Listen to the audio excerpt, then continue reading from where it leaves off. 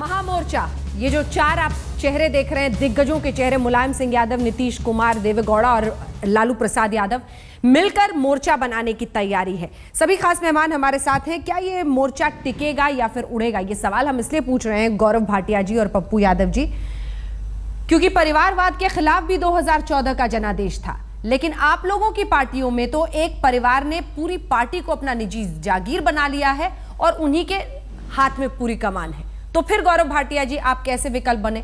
और ये सवाल भी हम बता दें, सवाल हमने पूछा था, 92% लोग कहते हैं नहीं टिकेगा महामोर्चा। हल्ला बोल देखने वाले दर्शक हैं जो अपनी राय दे रहे हैं। गौरव भाटिया।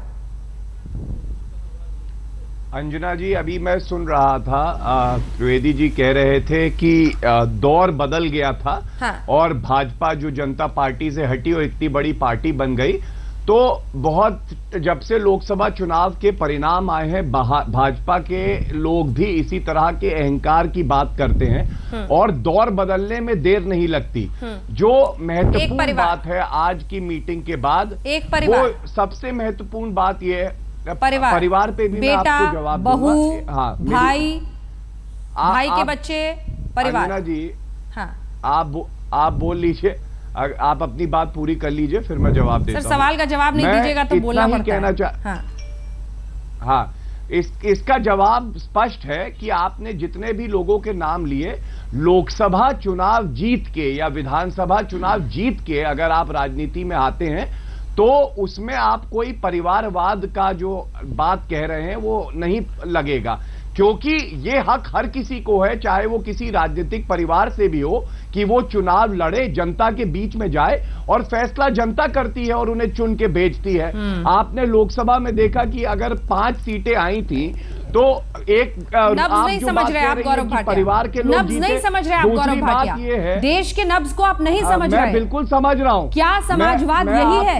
क्या आपकी पार्टी में ऐसा कोई कार्यकर्ता नहीं है जिसकी क्षमता डिंपल यादव से बेहतर थी या मुलायम सिंह यादव के भाई के बेटे से बेहतर थी?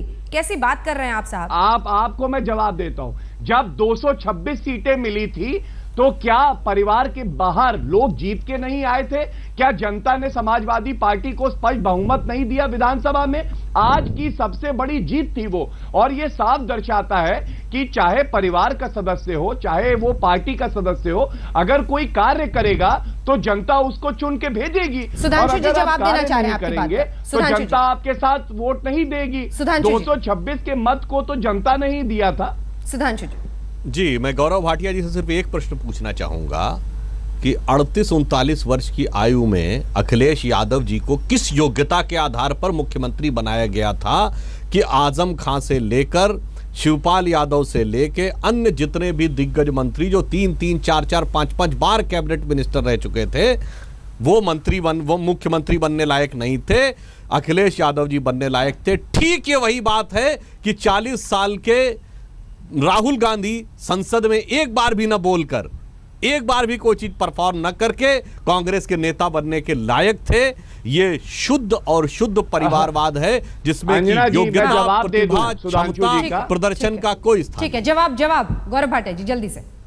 सुधांशु जी को जवाब यही है कि अखिलेश यादव जी जो वो व्यक्ति हैं जिन्होंने विधानसभा चुनाव में 500 से ज्यादा जनसभा करी और पूरे प्रदेश का दौरा किया, वो प्रदेश अध्यक्ष थे और जनता ने उन्हें भारी बहुमत से जीताया और सारी प्रदेश में समाजवादी पार्टी परचम लहराया। और ये बात कौन पूछ रहा है? जो पंकजा मुंडे को टिकट देता है, अनुराग ठाकुर को टिकट देता है, और इनकी पार्टी में कोई ऐसा लीडर नहीं है कि अगर उसके बच्चे या बच्ची को टिकट ना दिया हो इन्होंने और मंत्री ना बनाया हो। और आज ये सवाल पूछते हैं कि अखिलेश सिंधिया के बेटे भी है लिस्ट में। सुधांशु जी, अब आप भी दूर नहीं रहे, वसुंधरा राजे जी के बेटे भी हैं, बहुत सारे जाते हैं। सिन्हा जी के भी बेटे हैं। चलिए प्रश्न उठा रहे हैं, मैं कुछ बोलूं?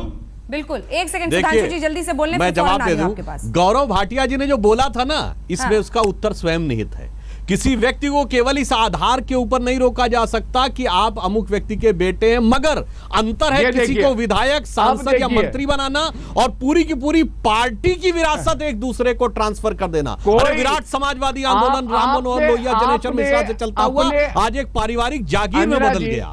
महात्मा गांधी से शुरू हुई कांग्रेस, और उनकी कांग्रेस पूरी की पूरी विरासत परिवार को दे देना, अभी पूरी की पूरी सरकार का दायित्व सरकार को दे देना। छलक रहा है ये चीज में अभी वो बात कर रहे थे, जब मेरा उत्तर आ गया का तो उत्तर नहीं उन्होंने अब कह दिया जो आप कि इसमें कोई गलत बात नहीं है। और पारिवारिक जागीर का बोझ तो आप भी समझ रहे होंगे, झेल रहे होंगे अखिलेश जी। मैं अंजना कुछ कहना चाहूंगा। हाँ। पहले शुरुआत करता हूं तो कि बीजेपी तो डबल स्टैंडर्ड और दो चेहरों की पार्टी है, हमेशा दो मुखी बातें करती है। खट्टर साहब क्या हैं जो हरियाणा के सीएम बने हैं, कितने बार रहे हैं विधायक और मंत्री और कितने सीनियर हैं। खैर छोड़े जाने दिए, दूसरे पर उंगली उठाने से पहले अपने तरफ देख लिया करें। ये व्यक्तिवाद की बात करते हैं। मोदी जी कभी नहीं कहे पूरे चुनाव में कि बीजेपी को वोट देना। एक दो बार किसी ने हिमाकत भी की, इनके राष्ट्रीय अध्यक्ष माननीय राजनाथ सिंह जी ने 10 मिनट के लिए एक पोस्टर निकाला, 10-15वें मिनट उसे वापस लेना पड़ा और कहा only vote for Modi not for BJP. तो ये जो एक व्यक्तिवाद और परिवारवाद को मिलाइए मत, या व्यक्तित्ववाद के परिवारवाद पे भी आ रहा हूं, चिंता न करें, बगल वाला रास्ता मत खोजिए, परिवारवाद और व्यक्तिवाद को मिलाइए मत। जब इतना लंबा सवाल था जवाब का समझ दिया करें। इस देश में एक ही परिवार है जो अधिनायकवादी है, जो जनता के प्रति जवाबदेह नहीं है और जिससे देश को खतरा है, वो है आरएसएस परिवार। जहां न कहीं डेमोक्रेसी है, जहां न कोई प्रोसेस है, जहां न कोई लिबर्टी है, न किसी को ये पता है कि ये प्रक्रिया क्या होती है, किसी के चयन करने की, चुनाव करने की, उसकी मेंबरशिप की क्या है, न लिखा न पढ़ी। तो ये है एक परिवारवाद जो जवाबदेह किसी को नहीं है और जिसमें सिर्फ अधिनायकवाद है, वो इस परिवारवाद आरएसएस परिवारवाद है और जिससे देश को खतरा है। बाकी जो भी परिवार हैं, जनता कभी उनको सर चढ़ाती है, कभी धूल चटाती है, कभी हटाती है, कभी फिर बुलाती है। ये जनता जनार्दन के बीच से अगर कोई जीत के आ रहा है, ठीक है, तो आप कैसे किसी को नकार सकते हैं? जल्दी से सुधांशु जी जवाब। एक बात को जवाब मुश्किल है। मोदी जी ने अपने पूरे चुनाव प्रचार के दौरान कमल का चिन्ह अपनी छाती पर लगाकर हमेशा वोट मांगा है। पार्टी नहीं कहा, दूसरी बात नहीं कहा कि बीजेपी को वोट दीजिए। मुझे याद है मैनिफेस्टो वक्त भी बोले कि अब की वोट मोदी को मैं अपनी बात पूरी कर लूं। मोदी जी का विज्ञापन याद करिए, उन्होंने कहा कमल का बटन दबाइए, वोट सीधे मेरे पास आएगा। 10-15 मिनट के अंदर वो इश्तिहार वापस लिया गया, बात पूरी कर ले रहे थे, ऑफिशियली वापस लिया गया और कहा गया कि नहीं वोट फॉर मोदी के लिए। तो ये व्यक्तिवादी पार्टी चली गई है। मुझे अपना वाक्य पूरा कर लेने दीजिए। जो मैं कहूं वही है, न कानून न कायदा, और वही दिल्ली की सरकार कर रही है, इसीलिए इस देश को खतरा है। देखिए अखिलेश जी काफी बोल चुके थे, मुझे अपना वाक्य दीजिए। अखिलेश जी जवाब सुन लीजिए, जवाब सुन लीजिए। गौरव भी कुछ बोलना चाहते हैं, मुझे पप्पू जी और अनवर साहब के पास जाना है। जो है हम लोगों को ये बात बता रहे हैं, अरे भूल गए, जात पे ना पात पे, इंदिरा जी की बात पे मोहर लगेगी हाथ पे। इतनी व्यक्तिवादी Indira is India, India is Indira, और वो हमको व्यक्तिवाद का पाठ पढ़ा रहे हैं। तीसरी बात उन्होंने आरएसएस परिवार की बात कही थी, तो आरएसएस ही बात संगठन है हमारा, जिसको कि कांग्रेस के पार्टी के साथ बात पूरी करने दीजिए। प्लीज करके आपको जो बोलना हो बोलिएगा। अखिलेश जी अब सुधांशु जी को बोलने दीजिए, मुझे एक वाक्य पूरा करने दीजिए। अंजना जी मैं भी एक बात कहना चाहूंगा, मैं जवाब देना चाहता हूँ सुधांशु जी की बात। हाँ, जब मैं वाक्य पूरा कर लूं गौरव जी, ये नहीं कहा गया कि कांग्रेस को नहीं, सिर्फ इंदिरा को। जब मैं वाक्य पूरा कर लूं गौरव जी, तब आप जवाब दीजिएगा। उन दोनों में फर्क ये है, इंदिरा गांधी और कांग्रेस पार्टी की दो बराबर बात चलती थी। एक सेकंड ब्रेक का वक्त हो जाएगा, ब्रेक का वक्त हो जाएगा। आप दोनों को रोक के गौरव जल्दी से अपनी बात रखिए। गौरव जल्दी से एक लाइन। देखिए इन्होंने राष्ट्रीय स्वयंसेवक संघ की बात कही, मैं याद दिलाना चाहता हूँ लाल बहादुर शास्त्री जी ने 65 की लड़ाई में राष्ट्रीय स्वयंसेवक संघ के योगदान को समझते हुए अंजना जी मौका सबको बराबर से दीजिए, जिससे कि हम भी अपनी बात कह सकें। मैं पूछ रहा हूँ लोकतांत्रिक प्रक्रिया है उसकी, उसका कोई लिखित संविधान है, उसमें चयन की कोई प्रक्रिया है, उसमें मेंबरशिप कोई लिखित है, उसमें मेंबर बनने की कोई प्रक्रिया है, हम मुद्दे से भटक जाएंगे। जल्दी से गौरव भाटिया, अखिलेश जी प्लीज, वक्त ब्रेक का हो गया, वक्त ब्रेक का हो गया। गौरव जल्दी से, गौरव जी। हाँ अंजना जी, मैं बस इतना याद दिलाना चाहता हूं कि मीडिया में ये खबरें आई थी कि बहुत बड़े मंत्री के पुत्र ने गलत हरकत करी थी, जिसपे प्रधानमंत्री के कार्यालय को क्लैरिफाई करना पड़ा था। तो पुत्र तो हर कोई लॉन्च कर रहा है। समाजवादी पार्टी में जो आए, उन्होंने जनता के बीच में जाके उनका विश्वास जीता और कुछ लोगों ने अपने ऊपर कालक लगवाई और इसीलिए वो विफल हो गए। मुझे पता है सुधांशु जी इसका जवाब देना चाहेंगे, मुझे पता है जवाब देना चाहेंगे, लेकिन जल्दी से पप्पू यादव जी आपके पास आते हुए। एक सेकंड गौरव जी, आपने बोल लिया, प्लीज पप्पू यादव जी। आरजेडी मतलब लालू प्रसाद यादव और तमाम ऐसे नेता हैं आपकी पार्टी के जिनसे आपकी भी अगर बात होती हो, सभी जैसे कैमरा हटता है बताते हैं कि यहां तो बस एक के चली, तो सबको पता है कि वहां पर किसकी चलती है। निजी जागीर है एक परिवार का। रामकृपाल यादव जैसे नेता को दरकिनार होना पड़ा। नहीं, यहां परिवार का आवाज नहीं आ रहा है भाई, यहां परिवार का जागीर नहीं है। हाँ। लालू यादव जी के बारे में मैं सिर्फ इतना बता देना चाहता हूं कि निश्चित रूप से वो एक लीडर हैं और देश के लीडर हैं, वो पार्टी के लीडर नहीं हैं।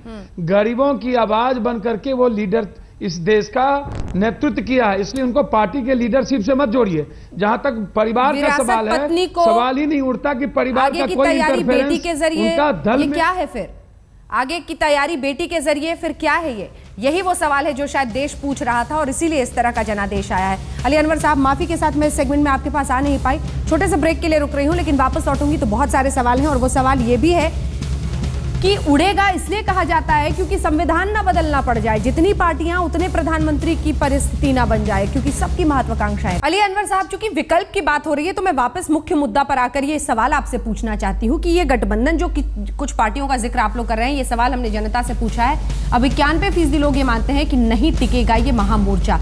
अब सवाल ये भी है कि अगर आप ये मोर्चा बना भी लेते हैं और कांग्रेस पार्टी इसमें शामिल नहीं करते हैं, तो अगर आप वोट भी काटेंगे तो हो सकता है आप कांग्रेस पार्टी के ही वोट आपकी तरफ कुछ जाएं।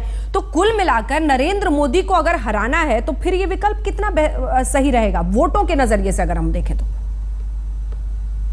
देखिए अंजना जी, हाँ, कुल 31% वोट बीजेपी को आया और 69% उनके खिलाफ है। और ये ऐसे लोग हैं, इसमें ज्यादातर समाजवादी परिवार के लोग, कि जेपी आंदोलन से लेके लोहिया जी के आंदोलन से लेकर के समाजवादी एक परिवार रहा है। हाँ। अलग हुए हैं तो परिस्थितियों से और अपनी गलतियों से लोगों ने सीखा भी है, एकजुट हुए हैं। हाँ। और परिस्थिति का भी तकाजा है कि वो एकजुट हों। लेकिन कांग्रेस नहीं मिलती है ना। एक सेकंड अनवर जी, कांग्रेस नहीं मिलती है तो आप कांग्रेस का ही वोट काटेंगे ना? नहीं, हम ये कह रहे हैं, कांग्रेस की बात हम नहीं कह रहे हैं। हम तो अभी समाजवादी पार्टी की समाजवादी विचार जो कभी एक पार्टी में थे वो मुद्दा है ना। अभी कांग्रेस मुद्दा होगा तो उस पर बात होगी। देखिए, हम ये कहना चाहते हैं कि क्यों हमने कहा कि इमरजेंसी जैसी स्थिति है। इसकी वजह यह है कि आपने छोटी पार्टी, बड़ी पार्टी देखा है, दुनिया भर में पॉलिटिकल पार्टियां हैं, लेकिन ऐसी किसी पार्टी को आपने सुना है जिसका फैसला कोई जो जनता के प्रति जवाबदेह नहीं हो? आरएसएस जैसा संगठन, देश का प्रधानमंत्री का उम्मीदवार कौन होगा ये तय करेगी, बीजेपी नहीं तय करेगी। इन्हीं सवालों के साथ हमें इस कार्यक्रम का अंत करना पड़ेगा हल्ला बोल में आज। लेकिन सवाल यही है कि एक तरफ भारतीय जनता पार्टी जो प्रचंड जनादेश के साथ आई है सत्ता में, कई सारे सवाल अब पूछे जा रहे हैं इस पार्टी से, लेकिन तीसरा मोर्चा भी अपने आप में अभी तक कम से कम बदनाम रहा है। तो इस वजह से कि निजी स्वार्थ नेताओं के आए हैं, विचार या फिर सत्ता की फिक्र में एक साथ हो भी जाएं तो शायद स्वार्थ तोड़ दे, और इसीलिए सवाल की टिकेगा या उड़ेगा।